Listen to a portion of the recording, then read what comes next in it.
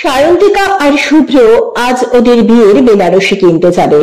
কথা হয়েছে রাত ৮টাতে ওরা গড়িয়াহাটের মোড়ে দেখা করবে, তারপর শাড়ি পছন্দ করে একসাথে কোথাও ডিনার করে বাড়ি ফিরে যাবে। কথা মতো সায়ন্তিকা রাত ৮টাতে গড়িয়াহাটের মোড়ে অপেক্ষা করছিল শুভ্রর জন্য, কিন্তু রাত ৯টা বাজলো, শুভ্রর দেখা নেই। কিন্তু শুভ্র তো একদিনও এমন করেনি। মোবাইল ফোনের ভয়েস বলছে ফোন সুইচড অফ। শুভ্রর বাড়িতে ফোন করে জানা গেল শুভ্র বাড়িতে নেই। আবার অফিসে ফোন করে জানা গেল সে আজ অফিসেও যায়নি। সায়ন্তিকার দুশ্চিন্তা এবার ভয়ের রূপ নিল। তাহলে কোথায় শুভ্র?